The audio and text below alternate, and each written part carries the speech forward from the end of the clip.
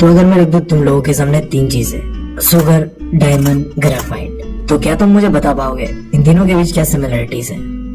धीरे, इनमें तो कोई सिमिलरिटीज नहीं दिख रहा मैं। तीनों दिखने में काफी अलग है, रंग भी अलग है, ढंग भी अलग है। नहीं दीदी, कोई सिमिलरिटीज नहीं है। रुक जाओ यार, शायद तुम गलत हो। ये तीनों ही बने हुए कार्बन से। झटका लगा क्या? अब आगे सुनो। सिर्फ ये 3 चीजें ही नहीं, हमारे आसपास जो भी है सब के सब कहीं ना कहीं ज्यादा या कम कार्बन से बने हुए।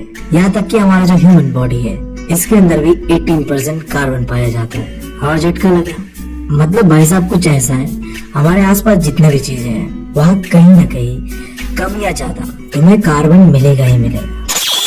अब ऐसा क्यों है, कभी तुमने सोचा है?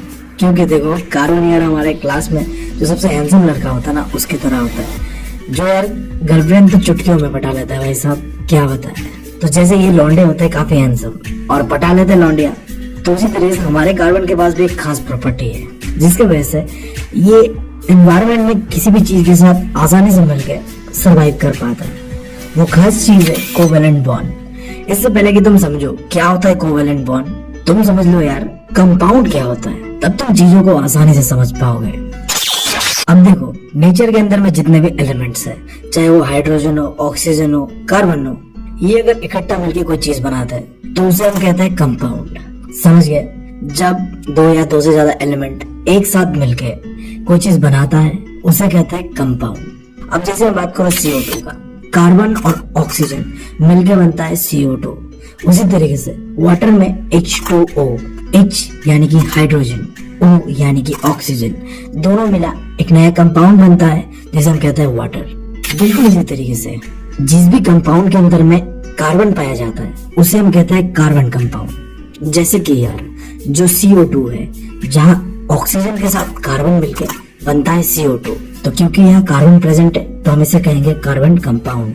उसी तरीके से अगर मैं बात करूँ मीथेन का, तो यहाँ भी होता है कार्बन और ऑक्सीजन मिलके बनाता है मीथेन जिसे हम कहते हैं CH4। तो इसी बीच अगर तुमने ध्यान दिया, मैंने कहा 2 या 2 से ज्यादा एलिमेंट एक साथ मिलके कंपाउंड बनाते हैं, बट क्या तुमने सोचा है कि ये बनते कैसे होंगे? देखते हैं कार्बन का स्ट्रक्चर। देखो कार्बन के अंदर में 3 चीजें पाया जाता है, प्रोटॉन, न्यूट्रॉन और इलेक्ट्रॉन। तीनों ही 666 का कॉम्बिनेशन पे होता है। अब देख लो तुम यहाँ इसका स्ट्रक्चर, यहाँ में जो ये बीच में बैठा हुआ न्यूक्लियस है, इसके अंदर में न्यूट्रॉन और प्रोटॉन एक साथ कपल की तरह निब्बा निब्बी भाई साहब एकदम चिपक के रहते हैं, और हमारा इलेक्ट्रॉन सख्त लौंडा भाई साहब सिंगल रहेंगे, बाहर घूमते रहते हैं। और हमारा यही इलेक्ट्रॉन जब भी 2 कंपाउंड एक साथ मिल रहे होते हैं उसमें जो केमिकल रिएक्शन हो रहा होता है वो इलेक्ट्रॉन की वजह से ही हो रहा होता है। तो इसका जो बैठने का तरीका है, पहला सर्कल पे यार 2 इलेक्ट्रॉन होता है एज पर द रूल। क्यों होता है मत पूछना, बस ये नियम है।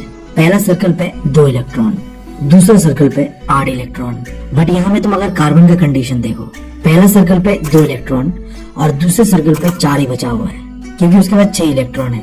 बट तुम्हें मैंने बताया केमिकल रिएक्शन में बैलेंसिंग का जरूरी है। जिस तरीके से हमारे लाइफ को आगे लेके चलने के लिए हमें जरूरी है बैलेंस का, उस तरीके से कोई भी केमिकल रिएक्शन होने के लिए बैलेंसिंग होना बहुत जरूरी है। तो यहाँ पे आउटर सेल पे 8 इलेक्ट्रॉन चाहिए ही चाहिए, बट हमारे कार्बन के पास तो 4 ही है। तो यहाँ में कार्बन क्या कर सकता है, या तो अपने 4 इलेक्ट्रॉन्स को किसी को दे दे, या तो वो 4 इलेक्ट्रॉन्स किसी से ले ले। बट अपना भाई कार्बन कहता है नहीं, मैं ना किसी को देगा ना किसी से लेगा, हमें शेयर करेगा। और ये जो प्रोसेस है इसी को कहते हैं कोवेलेंट बॉन्ड, जहाँ इलेक्ट्रॉन को शेयर करते हैं, ना कि लेते या देते हैं। और जो लेने देने का प्रोसेस है ना, इसे कहते हैं आयोनिक बॉन्ड। तो जब 2 एलिमेंट मिलते हैं तो मिलने का 2 प्रोसेस होता है, एक होता है आयोनिक बॉन्ड, दूसरा होता है कोवेलेंट बॉन्ड। आयोनिक बॉन्ड में लेन देन चलता है और कोवेलेंट बॉन्ड में शेयरिंग होता है। तो हमारा कार्बन जिद्दी सख्त लौंडा कहता है कि हम करेंगे शेयरिंग, झुकेगा नहीं। इसके अलावा देखो यार, अगर हमारे भोसरी वाला चच्चा ना पूछ दे तुम्हें, अच्छा ये बताओ कार्बन कोवेलेंट बॉन्ड ही क्यों करता है, कोई दूसरा बॉन्ड कर लेता, मतलब आयोनिक बॉन्ड क्यों नहीं करता है, कोवेलेंट बॉन्ड ही क्यों? तो मेरे हिसाब से तो सुन मेरी बात, इट्स हर चॉइस। तेरे को क्या भाई, उसे करना है करने दे, बट क्योंकि हम एग्जाम देने जाएंगे तो बताना पड़ता है डिटेल में। तो सुनो, चलो मान लो हमारे कार्बन ने किसी तरह किसी से 4 इलेक्ट्रॉन ले लिया और अपना आउटर मोस्ट सेल पे जो जगह खाली था उसे भर दिया। अब आउटर मोस्ट शेल पे 8 इलेक्ट्रॉन है, जो कि देखा जाए तो बैलेंसिंग कर रहा है। बट क्या सच में ये बैलेंसिंग हो रहा है? देखो 4 इलेक्ट्रॉन लेने के बाद कार्बन के पास ओवरऑल हो गया 10 इलेक्ट्रॉन, जबकि उसके न्यूक्लियस पे प्रोटॉन और न्यूट्रॉन कितने हैं? 6 है। तो यहाँ न्यूक्लियस के साथ तो नाइंसाफी हो गया। अब न्यूक्लियस कैसे 6 प्रोटॉन और न्यूट्रॉन से 10 इलेक्ट्रॉन को संभालेगा? संभाल ही नहीं पाएगा। तुम ऐसे होल देखो तो बैलेंस हुआ ही नहीं। तो पहला कंडीशन पॉसिबल है नहीं। इसके बाद दूसरा कंडीशन लेता है कि मान लो मैंने 4 इलेक्ट्रॉन लिया नहीं, दे दिया किसी को, लूज कर दिया, तब क्या होगा? अब देखो कार्बन के अंदर में न्यूट्रॉन और प्रोटॉन जो कि न्यूक्लियस पे है, उसने बाहर के 4 एटम को बहुत ही जोर से पकड़ के रखा हुआ है। इतने आसानी से वो छोड़ेगा नहीं उसे। तुम बताओ, क्या तुम अपने दोस्तों को किसी के बोलने पे छोड़ दोगे? नहीं ना। वहां में एक कॉम्बिनेशन बना हुआ है 666 का। इस कॉम्बिनेशन को तोड़ना बहुत ही मुश्किल है, बहुत ज्यादा एनर्जी चाहिए, तो ये भी पॉसिबल नहीं है। तो फिर ये तो कार्बन के साथ एक प्रॉब्लम क्रिएट हो गया कि ना कार्बन किसी को दे सकता है ना ले सकता है। अब कार्बन कैसे अपना बैलेंसिंग करे और दूसरे एलिमेंट के साथ मिलकर एक कंपाउंड बनाए? तो कार्बन ने कहा हम करते हैं अपना। और ये कॉन्सेप्ट लेके आया शेयरिंग का, कि चलो हम नहीं दे रहे तो हम शेयरिंग कर लेंगे। बस इतना बता देना भाई, भोसरी वाला चच्चा खुश, तुम भी खुश, मैं भी खुश। और यार वीडियो को लाइक करो जल्दी। इतना मेहनत से तुम लोगों के लिए वीडियो बना रहा हूँ, एनिमेट कर रहा हूँ, नोट्स भी दे रहा हूँ, सब कुछ दे रहा हूँ। वीडियो को लाइक करो। तुम्हारे एक लाइक से वीडियो में इंप्रेशन बनेगा और मैं जो काम कर रहा हूँ तुम लोगों के लिए, इसमें मुझे मोटिवेट मिलेगा। ऑब्वियस सा बात है, देखो अल्टीमेटली बात ये है, जब चैनल पे व्यूज बढ़ता है तो यार बंदे के ऊपर अलग सा मोटिवेशन बढ़ता है। और ये मोटिवेशन दोगे तुम मुझे लाइक करके, कमेंट करके और वीडियो को शेयर करके। खैर यार यहाँ तो मैं बैठ गया अपने वीडियो को प्रमोट करने में, छोड़ते हैं। अब इसके अलावा अगर तुम्हें कोवेलेंट बॉन्ड का प्रॉपर्टीज या फिर कार्बन कंपाउंड का प्रॉपर्टीज पूछ दे तो तुम क्या बताओगे? तो यार तुम बताना, जब कार्बन किसी एलिमेंट के साथ मिलकर एक कंपाउंड बनाता है तब उस कंपाउंड के अंदर में पुअर कंडक्टर ऑफ इलेक्ट्रिसिटी देखने मिलता है हमें। उसका बॉइलिंग पॉइंट और मेल्टिंग पॉइंट लो रहता है। और क्योंकि कार्बन के अंदर में कोवेलेंट बॉन्ड होता है तो यहाँ आयोनिक बॉन्ड की तरह चार्जेस का एक्सचेंज भी नहीं होता है। जैसे आयोनिक बॉन्ड पे नेगेटिव चार्जेस और पॉजिटिव चार्जेस देखने मिलता है, ऐसा कुछ नहीं होता है कोवेलेंट बॉन्ड में। अब यार ये जो शेयरिंग ऑफ इलेक्ट्रॉन होता है, या फिर तुम कह सकते हो इलेक्ट्रॉन के बीच जो बॉन्डिंग होता है ना, ये भी 3 तरीके का होता है। ये सिंगल बॉन्ड हो सकता है, ये डबल बॉन्ड हो सकता है, ये ट्रिपल बॉन्ड हो सकता है। अभी तीनों क्या है इन्हें देखते हैं। देखो सिंगल बॉन्ड में क्या होता है, 2 इलेक्ट्रॉन का शेयर होता है। अब मान लो हाइड्रोजन है हमारे पास, हाइड्रोजन के पास अपना 1 इलेक्ट्रॉन है और पहला जो सर्कल होता है उसके लिए चाहिए 2 इलेक्ट्रॉन। तो अगर 2 हाइड्रोजन मिलकर आपस में 1 इलेक्ट्रॉन को शेयर कर लेते हैं ना, तो ये बन जाएगा हमारा सिंगल बॉन्ड। फिर यह डबल बॉन्ड, यहाँ क्या होता है, 2 एटम अपना 2 इलेक्ट्रॉन यानी कि 4 इलेक्ट्रॉन टोटल शेयर होता है, तब हम कहते हैं उसे डबल बॉन्ड। अब जैसे ऑक्सीजन के पास टोटल 8 इलेक्ट्रॉन है, अंदर यार जैसे कि तुम्हें पता है 2 होता है और बाहर होता है 6। अब इसको बैलेंसिंग करने के लिए चाहिए 2। तो यहाँ अगर 2 ऑक्सीजन का एटम अपना 2 इलेक्ट्रॉन आपस में शेयर करते हैं ना, तो उसका भी 8 इलेक्ट्रॉन हो गया और इसका भी 8 इलेक्ट्रॉन हो गया। यानी कि दोनों ने आपस में बॉन्डिंग करके अपना बैलेंसिंग कर लिया। फिर ट्रिपल बॉन्ड, यहाँ में 3 इलेक्ट्रॉन, टोटल 6 इलेक्ट्रॉन का शेयर होता है आपस में 2 एटम के। जैसे कि देखो नाइट्रोजन के पास 7 इलेक्ट्रॉन होता है, अंदर यार 2 होता है, बाहर 5 होता है। अब इसे कितना चाहिए अपना बैलेंसिंग करने के लिए? 3। तो इसे 3 किसी से शेयर करना पड़ेगा। अब यहाँ अगर 2 एटम नाइट्रोजन का आपस में 3 इलेक्ट्रॉन शेयर कर लेते हैं ना, तो यहाँ देखो 8 इलेक्ट्रॉन इसका भी बन रहा है और इसका भी बन रहा है। दोनों ने 3 इलेक्ट्रॉन को शेयर करके अपना जो आउटर ऑर्बिट पे 8 करके बैलेंस कर लिया। तो ये जो 3 तरह का बॉन्ड तुम्हें मैंने बताया, single bond, double bond, triple bond, ये तीनों ही पॉसिबल है हमारे कार्बन के साथ। हमारा कार्बन सिंगल बॉन्ड भी कर सकता है, डबल बॉन्ड भी कर सकता है और ट्रिपल बॉन्ड भी कर सकता है। अब जैसे मैं तुम्हें एग्जांपल बता रहा हूँ यार, कार्बन का सिंगल बॉन्ड कैसे होता है। देखो मीथेन एक तरह का कार्बन कंपाउंड है। मीथेन का जो फॉर्मूला होता है CH4, यानी कि मीथेन बना हुआ है कार्बन प्लस हाइड्रोजन से। यहाँ कार्बन के पास भी 4 इलेक्ट्रॉन है, हाइड्रोजन के पास भी 4 इलेक्ट्रॉन है। अब यहाँ देखो सिंगल बॉन्ड होता कैसे है, ये हमारा कार्बन और यहाँ इसके पास है 4 इलेक्ट्रॉन। अब हम यहाँ में 4 अलग अलग हाइड्रोजन को पुट कर देते हैं। हमने 4 अलग अलग क्यों किया? क्योंकि हाइड्रोजन के पास 1 ही इलेक्ट्रॉन होता है, तो हमें यहाँ 4 हाइड्रोजन अलग अलग लेना पड़ा, तब जाके 4 इलेक्ट्रॉन हुआ हाइड्रोजन का। अब देखो हाइड्रोजन को अपना पहला साइकिल कंप्लीट करने के लिए चाहिए था 2 इलेक्ट्रॉन, तो यहाँ कार्बन के साथ सिंगल बॉन्ड करके ये चारों ही हाइड्रोजन ने अपना पहला सर्कल कंप्लीट किया और इसी के साथ साथ हमारे कार्बन ने भी इन चारों हाइड्रोजन के साथ सिंगल बॉन्ड कर करके अपना ऑर्बिट में 8 इलेक्ट्रॉन कंप्लीट किया। तो ऐसे होता है कार्बन के बीच सिंगल बॉन्ड। थोड़ा कॉम्प्लिकेटेड था, तुम एक बार दो बार रिवाइंड करके देख सकते हो। अब एक जो सवाल है कि कार्बन इतना यूनिक क्यों है, why is carbon so unique, इतना खास क्या है कार्बन में। या फिर क्वेश्चन ऐसा भी पूछ सकता है वर्सेटाइल नेचर ऑफ कार्बन, दोनों एक ही बात है। तो इसका 3 रीजन है, यानी कि 3 प्रॉपर्टीज है जो कार्बन को काफी खास बनाता है दूसरे एलिमेंट से। अब वो 3 प्रॉपर्टीज है क्या? पहला कैटिनेशन, दूसरा टेट्रावेलेंसी और तीसरा आइसोमेरिज्म। अब इन तीनों को डिटेल में देखते हैं। यार कैटिनेशन में क्या होता है, कार्बन के अंदर में जो एटम्स होते हैं ना, ये आपस में मिलके एक लंबा चेन बनाते हैं, इतना लंबा कंटिन्यू चलते रहता है। तुम इसे कह सकते हो कि कार्बन के पास एक सेल्फ लिंकिंग प्रॉपर्टी है, यानी कि कार्बन के जो एटम्स है इनका आपस में बहुत अच्छा जमता है, जैसे हम दोस्तों में होता है ना भाई, अच्छा जमता है। इसी तरीके से कार्बन का जो एटम्स है इनमें आपस में बहुत ही अच्छा जमता है, जिसके वजह से ये अपना एक लंबा चेन बना सकता है।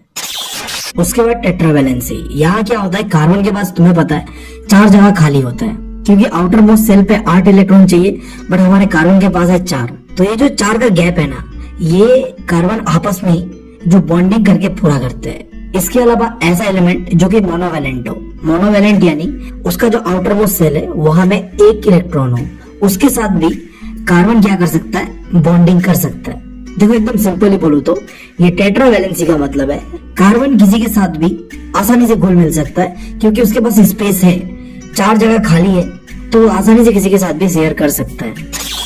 और जो आखिरी प्रॉपर्टी है आइसोमरिज्म, ये देखो कार्बन का सबसे खास प्रॉपर्टी है। देखो होता क्या है, देखो कार्बन से बना हुआ जितना भी कंपाउंड है उसका जो मॉलिक्यूलर फॉर्मूला होता है ना, वो तो सबका एक जैसा होता है, बट उनका जो स्ट्रक्चर होता है ना, ये अलग अलग होता है। तो इन 3 प्रॉपर्टीज ने कार्बन को इतना खास बनाया है, समझ गए। इसके बाद एक कॉन्सेप्ट है एलोट्रोपीज ऑफ कार्बन। देखो दुनिया में कई सारी चीजें ऐसे हैं जिनका केमिकल प्रॉपर्टी तो एक जैसा होता है, बट वो दिखते अलग अलग है, यानी कि उनका जो फिजिकल फॉर्म है वो अलग अलग होता है, और इसी चीज को कहता है एलोट्रोपीज। तो ऐसा ही एलोट्रोपीज कार्बन का देखना है हमें, जहाँ डायमंड, ग्रेफाइट एंड बकमिंस्टर फेलोरिन, ये 3 चीज है जिनका फिजिकल फॉर्म बिल्कुल ही अलग है, दिखते बहुत ही अलग है, बट ये तीनों केमिकली कार्बन से बना हुआ है। तो इसी कॉन्सेप्ट को कहते हैं हम एलोट्रोपीज ऑफ कार्बन, जहाँ अब हम इन तीनों का फिजिकल प्रॉपर्टी को देखेंगे। शुरुआत करता हूँ मैं डायमंड से।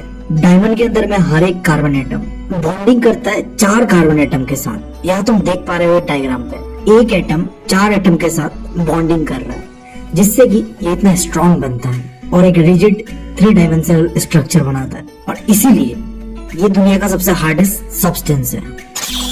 फिर बात करते हैं ग्रेफाइट का। यहाँ क्या होता है, एक कार्बन एटम 3 अलग कार्बन एटम के साथ बॉन्डिंग करके रखा हुआ है। तुमने यहाँ डायमंड में देखा, एक कार्बन एटम 4 अलग कार्बन एटम के साथ बॉन्डिंग कर रहा है, बट ग्रेफाइट में एक कार्बन एटम 3 अलग कार्बन एटम के साथ बॉन्डिंग करेगा, याद रखना ये चीज, और एक हेक्सागोनल स्ट्रक्चर फॉर्म करेगा। और ये ग्रेफाइट ना गुड कंडक्टर ऑफ इलेक्ट्रिसिटी है। इसके बाद आखिरी है बकमिंस्टर फेलोरिन। इसे कहा जाता है C60, क्योंकि देखो ये जो स्ट्रक्चर दिख रहा है ना तुम्हें फुटबॉल टाइप का, इसके अंदर में टोटल 60 कार्बन एटम है, इसके वजह से इसे कहा जाता है C60। और ये जो तुम्हें शेप दिख रहा है ना अलग अलग तरीके का, यहाँ में ना इन टोटल 20 ऐसे रिंग्स है जहां में 6 का कॉम्बिनेशन बना हुआ है, और 12 ऐसे रिंग्स है जहां में 5 का कॉम्बिनेशन बना हुआ है। तो ऐसे ही कहा गया 6 रिंग 20 है और 5 रिंग वाले 12 है। और इसका नाम इतना अजीब क्यों पड़ा बोलो तो, एक आर्किटेक्ट है इसने इसे बनाया था जिसका नाम है बकमिंस्टर फिलर, उनके नाम पे ये दिया गया है। मतलब भाई साहब उनका नाम भी काफी अजीब था, ना उनका नाम ऐसा होता ना हमें ऐसा याद करना पड़ता, बट कोई बात नहीं, जो दिया हुआ है क्या कर सकते हो। मजबूरी का नाम जिंदगी कहते हैं, जिसे हम बिता रहे हैं। अब यार क्या तुम्हें पता है, ये जो तुम चैप्टर पढ़ रहे हो कार्बन एंड इट्स कंपाउंड, ये केमिस्ट्री का पार्ट है। देखो मेरा केमिस्ट्री बहुत गंदा है, क्लास 12 के बाद मैंने जो साइंस छोड़ दिया, इसका सबसे बड़ा रीजन था ये केमिस्ट्री।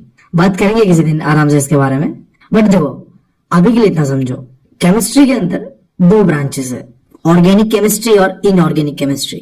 अब देखो ऑर्गेनिक केमिस्ट्री में हम स्टडी करते हैं कार्बन कंपाउंड का, क्योंकि तुम्हें पता है कार्बन इतना इंपॉर्टेंट है, तो इसके लिए एक अलग ही ब्रांच रख दिया। और इसको छोड़ के जो भी कंपाउंड जिसके अंदर में कार्बन नहीं पाया जाता है उसे हमने कहा इनऑर्गेनिक केमिस्ट्री, यानी कि कार्बन के अलावा जो भी कंपाउंड उसे स्टडी किया जाएगा। और तुम्हारे इस सिलेबस में ऑर्गेनिक केमिस्ट्री के अंदर ही हम पढ़ेंगे हाइड्रोकार्बन को। हाइड्रोकार्बन यानी कि हाइड्रोजन प्लस कार्बन मिलकर बनता है हाइड्रोकार्बन, जिसके बारे में अब हम पढ़ेंगे। अब देखो, इससे पहले कि हम आगे बढ़े, एक चीज तुम ध्यान से सुन लो और इसे प्रैक्टिस करो अभी के अभी। इसका कोई ऑप्शन है नहीं तुम्हारे पास। ये जो मैंने बताया हाइड्रोकार्बन, जहां हाइड्रोजन और कार्बन मिलके एक कंपाउंड बनता है। अब इस कंपाउंड में अगर एक हाइड्रोजन पाया जाता है तो उस कंपाउंड का स्टार्टिंग में लगेगा मिथ, और अगर पाया जाता है 2 कार्बन तो उसे कहेंगे इथ, और अगर पाया जाता है 3 कार्बन तो हम उसे कहेंगे प्रोप, और अगर पाया जाता है 4 कार्बन तब उसे कहेंगे ब्यूट, और अगर पाया जाता है 5 कार्बन तब हम उसे कहेंगे पेंट। ऐसे ही बहुत लंबा लिस्ट है, बट तुम 5 जान लो। आगे मत बढ़ो, अब वीडियो को पॉज करो, इसे एटलीस्ट 5 से 10 टाइम लिख लो, पेज में लिख लो, याद करो। जैसे याद होता है उसके बाद वीडियो में आगे बढ़ो। फायदा नहीं, आगे बढ़ रहे हो कंफ्यूज हो जाओगे। हाइड्रोकार्बन में सबसे इंपॉर्टेंट चीज है ये, इसे समझ लो। One eternity later. तो आई गेस तुमने मेरा बात मान के याद कर लिया होगा। अब आगे बढ़ते हैं। देखो, हाइड्रोकार्बन 2 तरीके का होता है, सैचुरेटेड हाइड्रोकार्बन, अनसैचुरेटेड हाइड्रोकार्बन। देखो, सैचुरेटेड में क्या होता है, कार्बन के बीच सिंगल बॉन्ड होता है। देखो, हाइड्रोजन के साथ बात नहीं चल रहा है, सिर्फ और सिर्फ 2 या 2 से ज्यादा जो कार्बन होगा उसके बीच सिंगल बॉन्ड। और सैचुरेटेड हाइड्रोकार्बन को कहते हैं हम एल्केन्स। देखो, यहां में ANES दिख रहा है तुम्हें लास्ट में, एल्केन्स के। अब इसी से आगे बनेगा एक होमोलोगस सीरीज। 2 मिनट बस रुक जाओ, तुम याद रखना एल्केन का जो लास्ट में ANES, इसे ध्यान दो। इसे हम आगे जो कार्बन में पढ़ा था ना, मिथ, इथ, प्रोप, ब्यूट, पेंट, इनके साथ जोड़ के होमोलोगस सीरीज बनाएंगे। बट अभी के लिए जो चीज मैं लिखा रहा हूं वो लिख लो। फिर इसका जनरल फॉर्मूला CnH2n+2। इस फॉर्मूले के यूज से तुम पूरा होमोलोगस सीरीज बनाओगे। और हाइड्रोजन का यहाँ लिमिटेड सीन रहेगा, जो है वही रहेगा, कार्बन के ऊपर ध्यान दो। और इसका जो एग्जाम्पल है इथेन, इसका जो केमिकल फॉर्मूला है C2H6। देखो, अगर मैं इसका डायग्राम बनाऊं तो यहाँ 2 कार्बन है, पता है तुम्हें, और 6 हाइड्रोजन है। तो जब ये दोनों मिलेंगे ना, तो जो बॉन्ड बन रहा है वो सिंगल बॉन्ड बनेगा, यानी कि ये जो 2 कार्बन एटम है ये अपना एक एक इलेक्ट्रॉन शेयर करेगा। सैचुरेटेड हाइड्रोकार्बन में सिर्फ सिंगल बॉन्ड होता है, यानी कि एक एक एटम शेयर होता है। समझ गए? अब अनसैचुरेटेड का बात करते हैं। अब अनसैचुरेटेड 2 तरीके का होता है। एक होता है जहां कार्बन एटम के बीच डबल बॉन्ड हो रहा होता है, और इसे हम कहते हैं एल्कीन्स। देखो, वहां में A लगा था, यहां में E लग रहा है, ENES, एल्कीन्स। समझ गए? और इसका जो जनरल फॉर्मूला होता है CnH2n, याद रख लो, बाद में काम आएगा। और जब एग्जाम्पल का बात कर रहे हैं, वही मीथीन, देख रहे हो, मिथ लगा हुआ है, ENE लग गया। इसका जो केमिकल फॉर्मूला है वो है C2H4, यानी कि यहाँ 2 कार्बन के एटम है और 4 हाइड्रोजन के एटम। अब जब यहाँ बॉन्डिंग हो रहा होगा तो यहाँ ये दोनों कार्बन एटम अपना 2-2 इलेक्ट्रॉन आपस में बांट लेंगे, जिससे कि यहाँ डबल बॉन्ड होगा। फिर जो अनसैचुरेटेड हाइड्रोकार्बन के अंदर में दूसरा चीज है, जहां ट्रिपल बॉन्ड होता है कार्बन एटम के बीच, इन्हें हम कहते हैं एल्केन्स। यहाँ देखो YNE, ठीक है, पहले लगा था A, फिर लगा था E, अब लग रहा है Y। तो इस तरीके से ये आएगा। और इसका जो जनरल फॉर्मूला है वो होगा CnH2n-2। और इसका एग्जाम्पल इथेन, जिसका केमिकल फॉर्मूला है C2H2, यानी कि यहाँ में भी 2 कार्बन होगा और 2 हाइड्रोजन होगा। तो यहाँ में क्या होगा, जो हमारा कार्बन है ये अपना 3-3 इलेक्ट्रॉन को शेयर करेगा अपना आप को बैलेंसिंग करने के लिए, जिससे कि ट्रिपल बॉन्ड होगा कार्बन एटम के बीच। यहां तक क्लियर है? अब इन तीनों से हमने क्या सीखा? इन तीनों से हमारे पास आया एक होमोलोगस सीरीज, जहां में 3 टेबल्स बनेगा। पहला होमोलोगस सीरीज होगा एल्केन्स का, यानी कि सैचुरेटेड हाइड्रोकार्बन्स का, जो कि तुम यहाँ देख पा रहे हो। फिर दूसरा होगा अनसैचुरेटेड के अंदर में 2, पहला एल्कीन्स, दूसरा एल्काइंस, जिसका होमोलोगस सीरीज तुम यहाँ देख पा रहे हो। अब इन तीनों को तुम्हें याद करना है। अब यार देखो, आखिरी चीज, अगर तुम्हें याद नहीं करना ये पूरा होमोलोगस सीरीज, चाहे एल्केन का हो, एल्काइन का हो या एल्कीन का हो, तो यहाँ पे एक ट्रिक है तुम्हें बस क्या करना है, इनका जनरल फॉर्मूला को याद कर लेना है। ऐसे लिख लो, इस जनरल फॉर्मूला से तुम कुछ भी बना सकते हो, कुछ भी दे दिया जाए तुम्हें। अब मान लो मैंने कहा तुम्हें कि यार अगर तुम्हें मैं दे दूं 3 कार्बन्स, तो इससे तुम ये तीनों फॉर्मूला को सीरीज से एक एक बना के दिखाओ। तो देखो फॉर्मूला पुट करेंगे आसानी से आ जाएगा। देखो यहाँ में जहां NN है यहाँ पे हम 3 पुट कर देंगे। जैसे पहले हम बात करते हैं एल्केन का, यहाँ हम CN के जगह में 3 पुट कर देंगे और H2 के बाद यहाँ जो N है ना, यहाँ में हम इंटू करेंगे इसे, ठीक है, प्लस मत करना, गलती हो जाएगा, इंटू करना है। C2 इंटू 3 प्लस 2, आंसर कितना आया मेरा C3H8। अब इसे मिलाओ, फॉर्मूला को सीरीज से मिलाओ, मिल रहा है ना, ये क्या है, ये है तुम्हारा प्रोपेन। देखो तुमने खुद बनाया ये। इसी तरीके से तुम डबल बॉन्ड वाले एल्कीन का कर लो, CN के जगह में हम 3 पुट करेंगे और H2 के बाद N के जगह में हम 3 पुट करेंगे और 2 के साथ इंटू कर देंगे। तो कितना हो गया हमारा ये 2 इंटू 3 6। तो हमारा जो फाइनल है वो आएगा C3H6। देख लो मिल गया ना। अब देखो यहाँ में बस डायग्राम जब तुम बनाओगे फॉर्मूला से तुम इक्वेशन भी पुट कर लोगे, डायग्राम भी बना लोगे, क्योंकि यहाँ डबल बॉन्ड है। तो तुम जब भी बनाओगे डायग्राम तो कार्बन और कार्बन के बीच डबल बॉन्ड करना, यानी कि 2 कार्बन 2 इलेक्ट्रॉन को शेयर करेगा और बाकी जितने भी इलेक्ट्रॉन है उसे हाइड्रोजन के साथ निपटा देना। इसी तरीके से जो आखिरी है एल्काइन, यहाँ में भी तुम वही सेम चीज कर सकते हो। बहुत आसान है यार, थोड़ा प्रैक्टिस करो, आराम से तुम्हारा हो जाएगा। बस तुम्हें फॉर्मूला देखना है और एक चीज याद रखना है कि हमें जो हाइड्रोजन के साथ प्लस नहीं करना है, इंटू करना है, बस इतना आसान है। और जब तुम इसका डायग्राम बनाओगे तब याद रखना बस एल्केन में सिंगल बॉन्ड होगा, एल्कीन में डबल बॉन्ड और एल्काइन में ट्रिपल बॉन्ड, बस।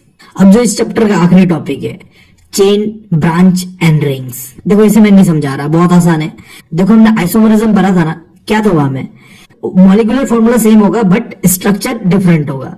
तो यहाँ में देखो मीथेन ले लो, प्रोपेन ले लो, ब्यूटेन ले लो। यहाँ में देखो हमने लिया है मान लो ब्यूटेन, तो ब्यूटेन को ना नॉर्मली हम कुछ इस तरीके से लिख सकते हैं, ये ब्यूटेन का स्टैंडर्ड या फिर नॉर्मल स्ट्रक्चर है। बट इसे तुम ब्रांच के फॉर्म में, रिंग के फॉर्म में, चेन के फॉर्म में किसी तरीके से भी लिख सकते हो। बस तुम जो लिखोगे इसे चेन के फॉर्म में या ब्रांच के फॉर्म में और रिंग के फॉर्म में, इसे हम कहेंगे आइसोमर स्ट्रक्चर। एक होगा नॉर्मल स्ट्रक्चर, एक होगा आइसोमर स्ट्रक्चर, बस इतना डिफरेंस है। तो ठीक है यार, मुझे लगता है कि तुम लोगों को समझ में आया होगा काफी हद तक। पहली बार मैंने इतना लंबा लेक्चर दिया है, मुझे भी नहीं पता कि मैंने कैसा दिया है, अच्छा दिया है, खराब दिया है। तुम लोग यार फीडबैक देना, जितना सकूंगा अपने अंदर में इंप्रूवमेंट लाऊंगा और तुम लोगों को मदद करूंगा। लिटरली इतना लंबा लेक्चर मैंने कभी नहीं दिया।